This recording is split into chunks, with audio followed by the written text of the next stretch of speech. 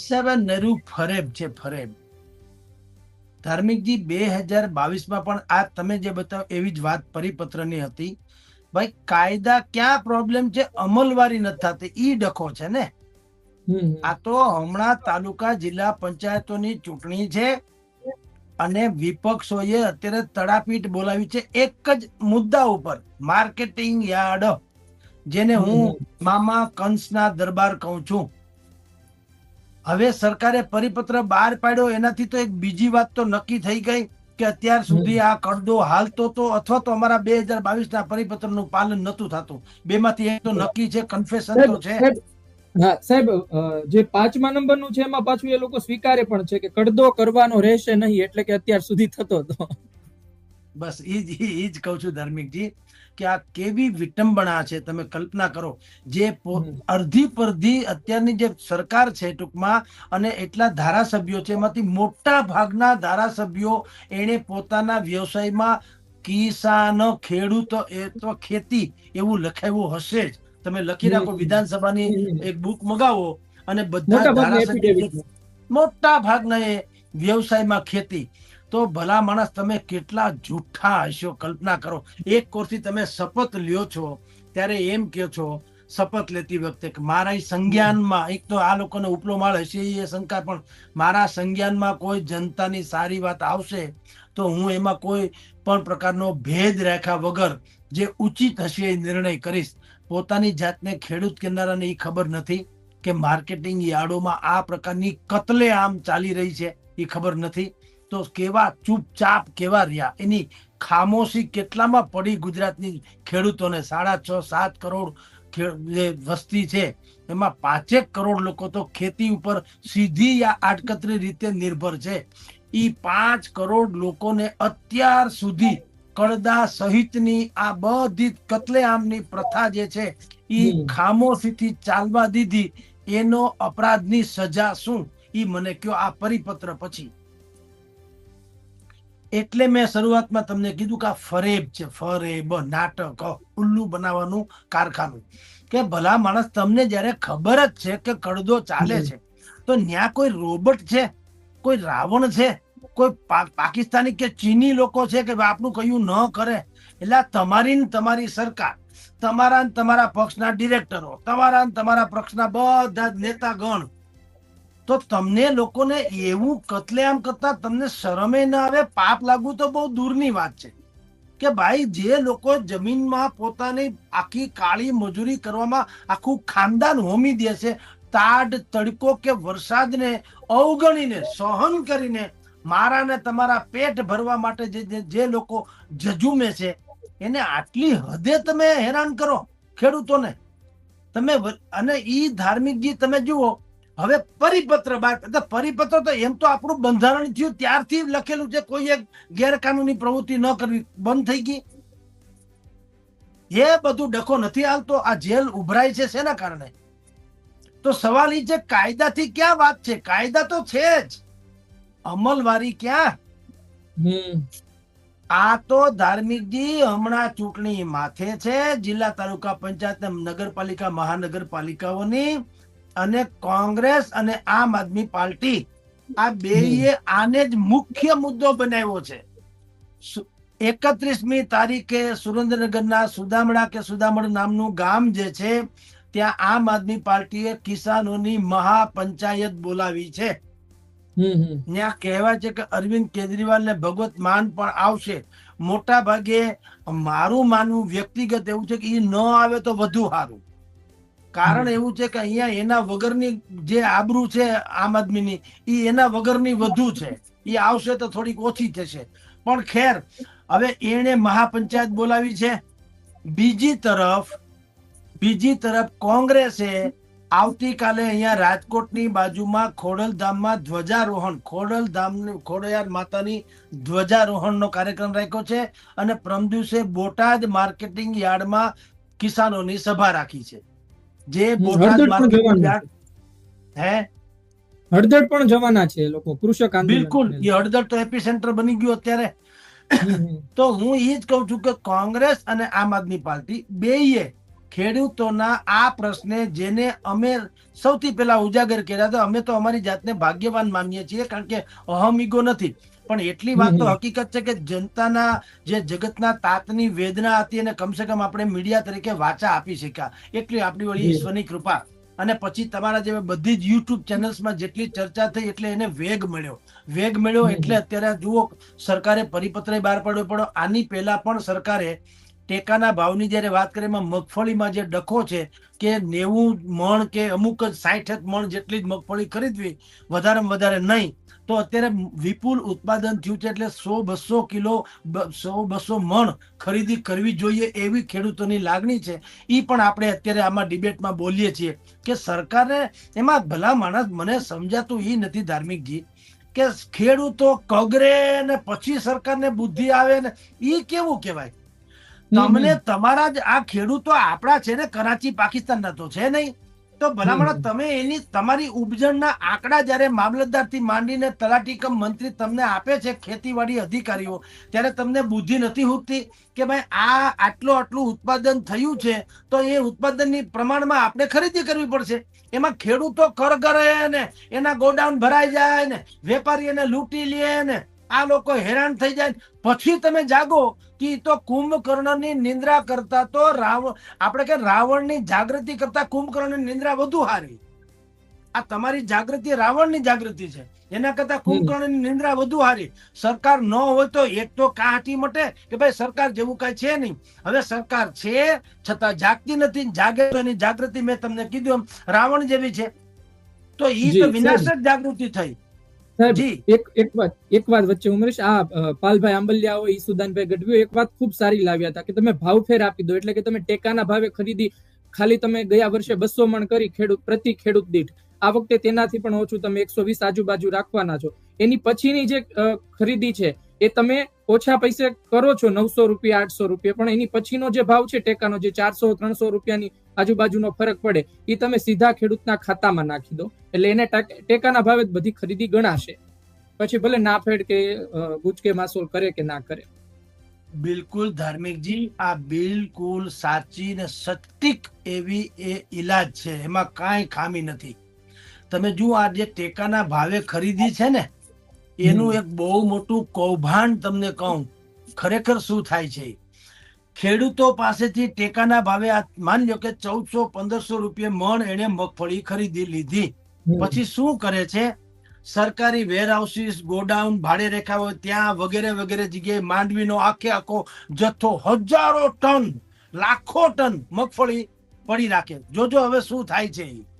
એ રાખ્યું પછી ઉનાળો આવે, એક તો એમાં પેલો ગફલો શું થાય, વેરહાઉસીસ પોતાને સરકારની પેઢી નથી, એ તમારા મારા જેવાના ભાડે રાખે. સાંભળજો, હું મારા ખેતરમાં 20 વેરહાઉસીસ બનાવું અને રોડ કાંઠાનું હોય ને ખેતર તો, અને વેરહાઉસીસ સરકારને ભાડે આપું, એટલે મને મબલક ભાડું મળે, સરકારી ભાડું. અને એક ચોકીદાર મારા જેવો રાખ્યો હોય, એ ચોકીદાર સમજે, ચોકીદાર એ ચોર હોતા હે, એના જેવો ઈ ભાઈ ત્યાં બેઠો રે ખુરશી નાખીને. પછી જેને ગફલો કરવો હોય ત્યાં આવે વેરહાઉસીસમાં, સારી મગફળી લઈ જાય અને ગોગડી જેને કહેવાય દમ વગરની દાણા વગરની, ઈ પાછી ત્યાં મૂકી જાય. આ અદલો બદલો ત્યાં વેરહાઉસીસમાં થાય. સાંભળો, હજારો લાખો ટનની વાત કરું છું, 1-2 કિલા 2 કિલા મણ 2 મણની વાત નથી. કાંકરા ભરી જાય, ધૂળ ભરી જાય, ઢેફા ભરી જાય, કારણ કે ત્યાં તો શું છે, કેટલી ગુણું છે એ ગણવામાં આવે, 1 2 3 4 ગુણમાં શું છે એ રામ જાણે, કોથળામાં પાંચેરી. એટલે પેલો ગફલો તો ન્યા થાય. પછી શું થાય તમે જુઓ, કેવડું મોટું કૌભાંડ તમને કહું. પછી શું થાય, પછી ઉનાળો આવે કે બીજું કોઈ સિઝન આવે, તેલના ભાવ ભડકે બળે. ઓઇલ મિલના રાજાઓ બહુ બુદ્ધિશાળી માણસો, પછી તેલના ભાવ ભડકે બળે. એટલે સરકાર શું કે છે, ઓહો તેલના ભાવ ભડકે બળે છે, કાંઈ વાંધો નહીં. શું કામ ભાઈ, મગફળી પિલાણમાં ઓછી છે, આપણે લાવો વેરહાઉસીસ કાઢો એમાંથી. હવે ઈ વેપારીને પાછો આપે કેટલા રૂપિયામાં, 900 રૂપિયામાં. તમે ખેડૂતો પાસેથી 1400 ખરીદી 2-3 મહિના કે એકાદ વર્ષ રાખો છો, ભાડા ભથ્થા બધું ભરીને, વેરહાઉસીસના ભાડા, ચોકીદારીના ભાડા, એ બધું, અને પછી વેપારીને કેટલામાં, ઓઇલ મિલરોને 900 રૂપિયામાં. તો તમે કોના માટે આ મગફળી ખરીદી? ઓઇલ મિલરો હાટું કે કોના હાટું? તમે 900 મહિને કાં આપો? તમે એની પાસેથી કાંક વધુ પૈસા નથી લેતા, અને ઈ પણ દે કઈ મગફળી, ઢેફા, ધૂળ અને પથ્થર વાળી. હારી હારી મગફળી તો ચોક્કસ લોકો લઈ જાય બુદ્ધિપૂર્વક. આ પછી જે બોગસ હોય, જેને ખાલી ચોપડા ઉપર જ કહેવાની હોય 500 ગુણ જગદીશભાઈ પાસેથી લઈ ધાર્મિકભાઈ ને મોકલાવાની છે, એટલે 500 ગુણ મોકલાવ. ગુણમાં શું છે રામ જાણે. જંગલ મેં મોર નાચા કિસને દેખા. આ બહુ મોટા ગપલા છે. એટલે જે ઈસુદાન ગઢવી કે પાલભાઈ આંબલિયાએ કીધું એ બિલકુલ સાચી વાત છે કે ભાવ ફેર એક જમાનામાં હતું, ભાવ ફેર યોજના. તો ભાવ ફેરના પૈસા સીધા ખેડૂતના ખાતામાં આપી દો, વચેટિયા કોઈ જોઈએ નહીં. પણ સરકારને, આપણને ધાર્મિકજી ખબર છે, સરકારને નથી એવું નથી. સરકાર તો બધું જ સમજે છે, પણ હરામ પેટ પડ્યું છે એટલે એનો મેળ નથી પડતો. કે એને ખાલી પછી તમારા મારા જેવા જયારે કે અચ્છા એવું છે તો સરકાર વિચારણા કરશે. વિચારણા એટલે અકલમઠી છે, બધી ખબર છે, પણ નથી કરવું એનું શું કરવું. એટલે આ બધું જ આમ તમે આંખી બંધ કરો ને સપના આવે જુદી વાત, ઉઘાડી આંખે જોઈએ એને શું કરવું. તમે સૂતા હોય ને જગાડી શકો, પણ જે જાગેલા હોય ને કેમ જગાડવા. આ ઈ ટાઈપના ઊંધું બનાવવા વાળા, ઉલ્લુ બનાવવા વાળા લોકો છે. એટલે ગામે ગામ ખરખરા થઈ રહ્યા છે. એટલે આ પરિપત્ર બહાર પડ્યો કે ચૂંટણીમાં ક્યાંક નડે નહીં. એને પાછા જગતના તાતની કે એના બાપની પડી નથી. આ લોકોને કોઈ પાપે લાગતું નથી. આ તો ભસ્મીભૂત થઈ જાય ત્યારે મેળ પડે એમ છે. પણ ચૂંટણીમાં હારી ન જવું જોઈએ, બસ બીજું બધું જહન્નમમાં જાય એમ. એટલે ચૂંટણીમાં નડે નહીં એટલે પરિપત્ર બહાર પડ્યો. જી સાહેબ, એક સવાલ એ છે કે આ લોકોએ સ્વીકારી લીધું કે ભાઈ કડદો થતો હતો, ને એમણે ચેરમેનોને કહી દીધું તમે હવે કડદો ના કરતા, અને બીજી બધી બાબતો પણ લખી. વાત એ છે કે આ કડદાની સામે જે લોકો હતા એના ઘણા લોકો તો જેલમાં છે આજે, ને એના કઈ દ્રશ્યો નથી કે એ લોકો સામે પથ્થર મારતા હોય કે પોલીસને લાફો મારતા હોય કે પોલીસની સામે પીડા હોય, પોલીસ એને લઈને જતી હોય, એવા દ્રશ્યો આવ્યા છે. તો હવે એ લોકોનું શું? જુઓ, એવું છે, જો તમે સરકાર એમ કે હવે કડદો નહીં કરો એવું જયારે એપીએમસી ના ચેરમેનને કીધું, એનો અર્થ એમ થયો કે જેણે પણ કડદા વિરુદ્ધમાં આંદોલન કર્યું એ લોકો તો ખરેખર ખરા હાથમાં જેમ સ્વાતંત્ર્ય સેનાની હોય એના જેવો દરજ્જો એને મળવો જોઈએ કે એને એક કુપ્રથા સામે બાકાયદા આંદોલન છેડ્યું અને પોતે ઘાવ ઝીલા અથવા જેલમાં છે, તો એને તમારે ગૌરવપૂર્વક છોડી મૂકવા જોઈએ કે ભાઈ તમે અમારી આંખ ખોલી. મેં તમને આ તો ઠીક ધાર્મિકજી અને ટીવી ડિબેટ્સમાં મેં કીધેલું છે કે સરકારમાં બુદ્ધિનો છાંટો નથી. તમારે ગોપાલ ઇટાલિયા હોય કે રાજુ કરપડા હોય એનું સન્માન કરી નાખવાની જરૂર હતી કે ભાઈ ધન્ય હો તો એ બોટાદ પૂરતું રહે. તેમ કઉ છું, આનામાં અક્કલે હોવી જોઈએ ને. આમાં ઘણી વખત એવું છે સ્વાર્થમાં ત્યારે તમે ભસ્મીભૂત થાવ ને ત્યારે તમારી બુદ્ધિ બધી ક્ષીણ થઈ જાય. ક્રોધાત ભવતી સમોહાત, સમોહાત સ્મૃતિ વિભ્રમઃ, સ્મૃતિ વિભ્રમઃ બુદ્ધિ નાશો ને બુદ્ધિ નાશો પ્રણશ્યતિ. તમે ક્રોધમાં તમારી બુદ્ધિ નાશ પામે, બુદ્ધિ નાશ તમે એટલે સ્મૃતિ ભ્રમ, તમારી યાદદાસ્ત શક્તિ હોય જાય, યાદદાસ્ત શક્તિ હોય જાય એટલે સત્યાનાશ, સત્યાનાશ એટલે વાત થાય કે પૂરી. તો આ લોકોને કોઈ પણ પ્રકારની અક્કલ નથી કે ભાઈ આપણે રાજીવ કરપડાનું જો સન્માન કરી નાખ્યું હોત કે ભાઈ બહુ સારી વાત છે, તમે બોટાદમાં કડદા પ્રથા ચાલે છે એનું આંદોલન કર્યું, ધન્ય હો, આ તમને સાલ ઓઢાડી, હાર પહેરાવ્યો, ધન્યવાદ તમને. અને ભાઈ એના ચેરમેન બેરમેન હોય એને કાં તો નોટિસ પાઠવવામાં આવી હોત, કાં એને નાની મોટી સજા કરવામાં આવી હોત, અને કાં બોર્ડ મૂકવામાં આવ્યો કે હવે પછી કોઈ કડદા પ્રથા નહીં કરે વગેરે વગેરે, તો એ બોટાદ પૂરતું રહેત અને રાજુ કરપડા હીરો ન થાત. પણ આનેમાં અક્કલનો છાંટો હોવો જોઈએ ને. પેટ ચોળીને સૂળ ઊભું કરવાની આ લોકોને જૂની ટેવ છે. આપણે પછી કે પ્રજામંડળનું રીસફલિંગ કરો તો હજી ક્યાંક પ્રજાના મગજમાં સારું છાપ ઉપસે. તો એટલે અમારે 18 વર્ષની બાય જોતું તો 9 વર્ષની બે આપો, શું થાય એવું હાલે? એમાં પ્રધાનમંડળ તમે કર્યું એવું ઠોલા જેવા હતા આમ થાય એને તમે વધાર્યા તો એનો શું મતલબ? ભૂંડણા ગમે એટલા છોકરા જણે કે છાપામાં આવે, સિંહને અકસ્માત થયો તોય આવે, ભાઈ સિંહને ગવાનો, ભૂંગળાને 17 જણે તો શું તોડી લેવું? એટલે આ બધા લોકોએ જે કર્યું એ ખોટું કર્યું છે.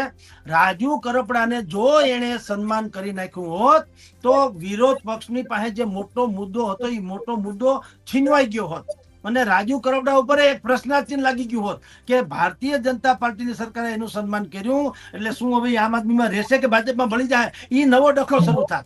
પણ આ તો બુદ્ધિ તો આમાં એવું છે ને, બસ હું પોળીને બજાર હાંકડી, એ તો માથાકૂટ છે.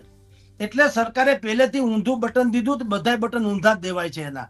એટલે આ પરિપત્ર જે કર્યો છે એ ચૂંટણી લક્ષી છે. હાલાકી આપણે એવી અપેક્ષા રાખીએ કે આનો અમલવારી જે છે 100% ધારો કે થાય તો કઈ વાંધો નથી.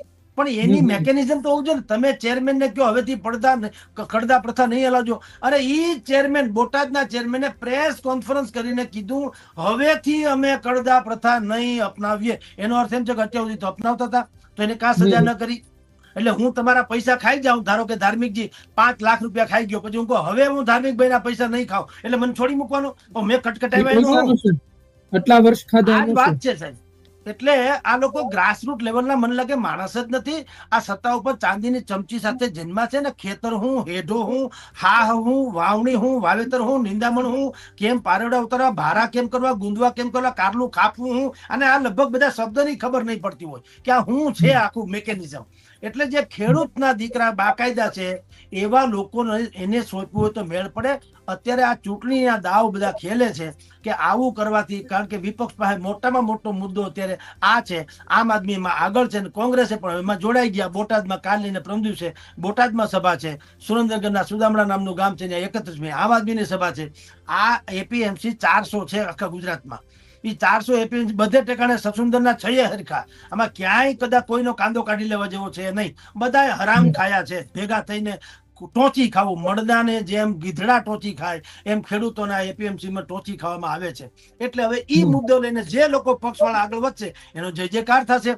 ભારતીય જનતા પાર્ટીને ખબર પડી ગઈ એટલે હવે ઈ બુદ્ધિપૂર્વકના પગલા ભરે છે. પણ હવે ઈ બધું બહુ મોડું થયું. અપસ્તાએ ક્યાં હોગા જબ ચીડિયા ચૂક ગઈ ખેત, એના જેવું છે. જી ધાર્મિકજી સાહેબ, ચુસ્તપણે પાલન કરજો એવું લખ્યું છે, પણ પાલન નહીં કરશો તો શું? એ તો નથી લખ્યું.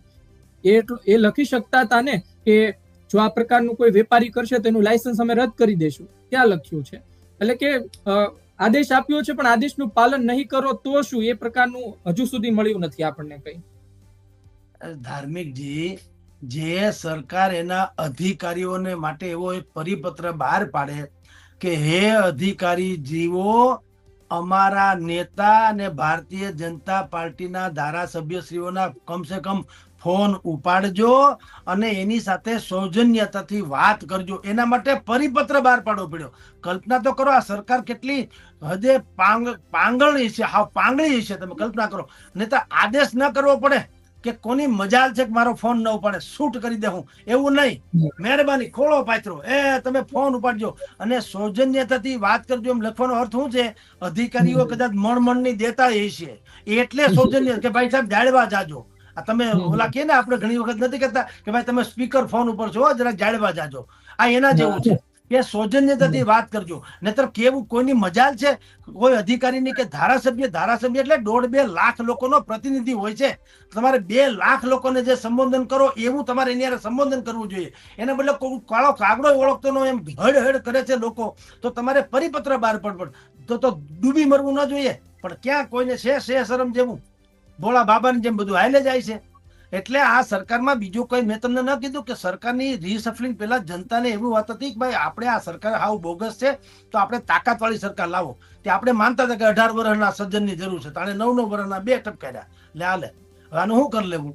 અમુક એની આંગળી પકડીને આપણે ધ્યાન રાખવાનું રહ્યું. એટલે વાતમાં કઈ દમ છે નહીં. પણ હવે જોઈએ કર્યા ભોગવશે. જનતામાં જાગૃતિ એની ચરમસીમાએ છે.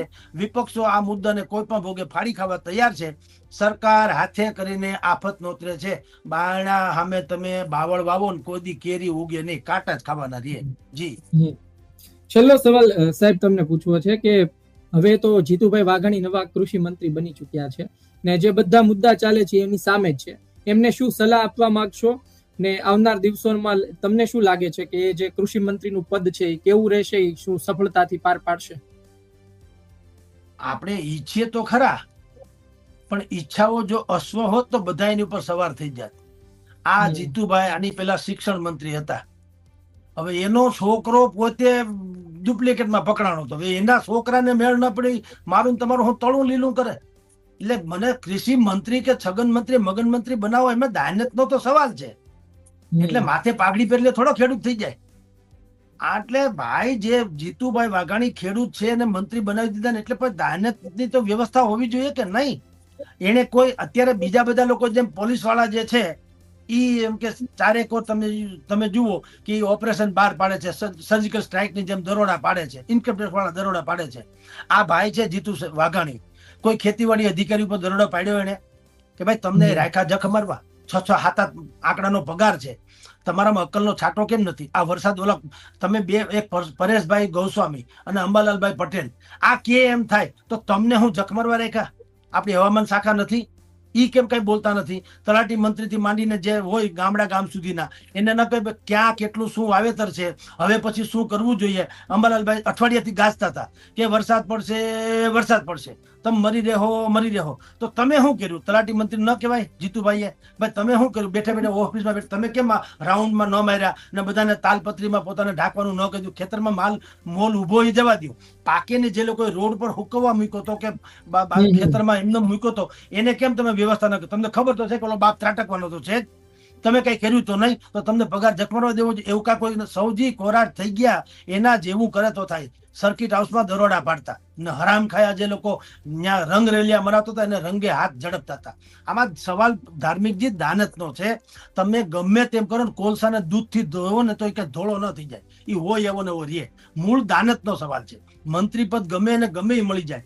ખાખી લુગડા બધાય નતા તો આપણે સતીશ વર્મા એને કેમ યાદ કરીએ? ડીસીપી સતીશ વર્મા એને કેમ યાદ કરે છે? ભાઈ આપણા અહીંયા સુખદેવસિંહ ઝાલા એ તો કાયદેસર પીઆઈ જેવા હતા પણ એને કેમ જગત યાદ કરે? એ સિવાયના પોસ્ટ તો નહીં તો પોલીસ કમિશનર થી માંડીને ડીજીપી સુધીના ડીઆઈજી સુધીના કોઈ કાળો કાગડો ઓળખતો નથી. ના દંત કથા જેવા થઈ ગયા. શું કામ?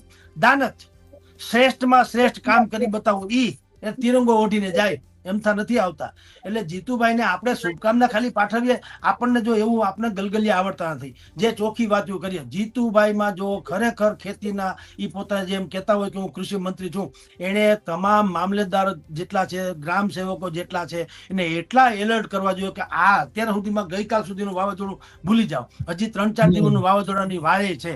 મને આ વાવાઝોડું કઈ છેલ્લું નથી. દર વખત ચોમાસામાં શિયાળો શરૂ થવા વાવાઝોડું કે આવો કમોસમી વરસાદ થતો હોય છે.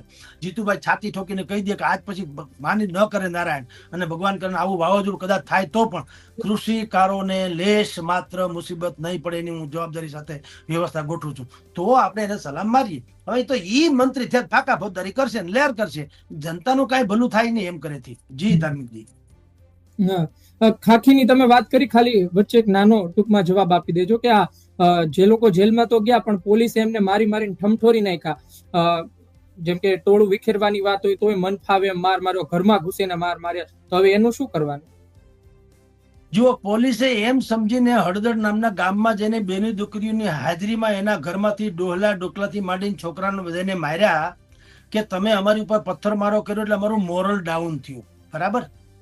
ઈ પાપી લોકોને એમ કહો કે જ્યારે ખેડૂતોને લૂંટી લેતા હતા બોટાદ માર્કેટિંગ યાર્ડમાં ખેડૂતોને વર્ષોથી, અને આ સિન્ડિકેટ, તો એ તમારું મોરલ ક્યાં ગયું હતું? તમે તો પોલીસ વાળા છો ને. પોલીસનું કામ શું છે? જનતાની રક્ષા કરવાનો. કોઈ ફરિયાદ કરે તો અમે કેસ કરશું. હવે ઈ તો ફરિયાદ કરવાનો ક્યાં સવાલ છે? તો તમને ભૂખ લાગે તો તમને માને પેલા ખબર પડી જાય છોકરું ભૂખ્યું થયું. બાળક તો ન બોલે એટલે હું એમ કે ભાઈ આ બોલ્યો ને મને શું ખબર પડી? માને એને જ માં કે ખબર પડી જાય કે છોકરો હવે ભૂખ્યું થયું. એમ તમને બોટાદ માર્કેટિંગ યાર્ડમાં ખબર પડી ગઈ કે આ હરામ ખાયાઓ ખેડૂતોના પૈસા લૂંટી લે, તો એ તમારું મોરલ ક્યાં ગયું હતું? તો એ ડાઉન નતું થયું. આ તો તમને કોકે માર્યા એટલે તમે બદલાપુર કર્યું. તો આ તો તમારી પાસે ખાખી છે એટલે લોકોએ માર ખાઈ લીધા. મરદના પેટના હોય તો આવો ધોતિયા પહેરીને લ્યો, ઉઘાડે એમને ડીલે કાઢે કે નહીં લોકો તમને? હાલી શું મળ્યા છો? એટલે એવું કઈક, આ તો એક જાતની ગેંગ વોર થઈ કાયદેસરની, અને એ સત્તાવાર ગેંગ વોર. ઓલા તો જનતાનો આક્રોશ હતો. તમે તો કાયદેસરના પોલીસ વાળા છો, અધિકૃત રીતે સરકારી કર્મચારી. તમે બદલો કાયદો હાથમાં લેવાની ના પડો. તમે શું કર્યું? હાલો મને કયો. આમ પ્રજા જો કઈ કહે તો તમે એમ કહો છો કાયદો હાથમાં ન લેવો. આ તમે શું કર્યું? તમે તો કાયદાના કાખમાં ગાલી નાખ્યો, ખીચામાં રાખીને ફરો છો. એટલે બધું તથ્ય સત્યાનાશને પાયે છે. વિનાશ કાળે વિપરીત બુદ્ધિ. આ બધું જ મેં કીધું એમ સરવાળે પાઘડીનો વળ છેડે આવવાનો છે. પાપનો ઘડો ભરાવાની તૈયારીમાં છે. એ આ બધા એના સંકેત છે. જી ધાર્મિકજી. અન્યથા એને આવો બદલો ન કરાય, એને કાયદેસરની કાર્યવાહી કરાય. એની ઉપર મારે કોઈ પોલીસને મારે આમ સારી વાત નથી. ને તો શું થાય? એની ધાક ન રહે તો એમ કે અપરાધી તત્વો ઉપર એની કોઈ પણ પ્રકારની અસર ન થાય. It's okay. પણ આ જનતા હતી. હળદરમાં કોઈ ગેંગવોર નથી કે કોઈ સામે અપરાધી તત્વો નતા, ખેડૂતો હતા. તો એ એક આંદોલન કરતા હતા. એમાં તમારે તેને મારવાની ક્યાં જરૂર હતી? બલકે તમે એની કાયદેસરની ભલે જે કઈ કાર્યવાહી કરો, અદાલતમાં નક્કી થાય કરશે, પણ તમે મને કેમ ભાર્યો એમ ટૂંકમાં. એટલે અમે કહીએ થાય તો તું હપ્તા ખાવ જખ મરવા. તમે શું કામ હપ્તા ખાવ છો? તો તૈયાર અમારી પાસે ખાલી સત્તા નથી એટલે ને. બાકી હવે એવી છૂટ આપે કે કોઈ પોલીસ વાળો હપ્તો ખાતો હોય રંગે હાથ પકડે, કોઈ પણ નાગરિક પકડે, મંડ્યા લાફા મારવા 5-5 6 લાલ ચોળ કરી દે હરામ ખાયાને. તો કાંઈ ઈ ખોટું નથી, સાચું જ છે ને. તો એ તો નથી એટલે ને. તો તમે ઉભા રીતસર અમારી પાસેથી પૈસા કટકટાવો છો તો તમને અધિકાર છે. આ તો કાયદેસરની ગેંગ કહેવાય, ખાખી ગેંગ જે તમને લૂંટે છે. એટલે હવારે અમે હેલ્મેટ પહેર્યા વગર નીકળીએ તો કે 20 50 25 100 રૂપિયા લાવો ને તો તમારું માથું બહુ પાછું આપણને સલાહ શું આપે કે તમારું માથું બહુ કિંમતી છે, મને માથું પીલાઈ ન જાય એટલે હેલ્મેટ પહેરો ને કાં પૈસા આપો. તે રાતે અમારું માથું ચીબડું થઈ જાય. રાતે કાં હારું તમે નથી હરામ ખાયા ઉભા હતા, તમારા હોજરા ભરાઈ ગયા, તમે ઘરમાં કરી ગયા તો અમારું માથું શું થઈ જાય? તો એ નકામું છે, ઘરમાં કાઢી મૂકવું કોઈએ તો કાં તૈયાર અમારું માથું કાં કિંમતી નથી. પણ તમારી ભરાઈ ગયા ખીચા એટલે આજનો દાડો તમારો પૂરો થઈ ગયો, હવે કાલ પાછો ખેલ લાગજો. એટલે આ બધી નોનસેન્સની પરાકાષ્ઠા છે ધાર્મિકજી. જનતાની ભયંકર જાગૃતિ જ આનો એકમાત્ર ઉપાય છે અને જે મહદ અંશે થઈ ચૂકી છે. જી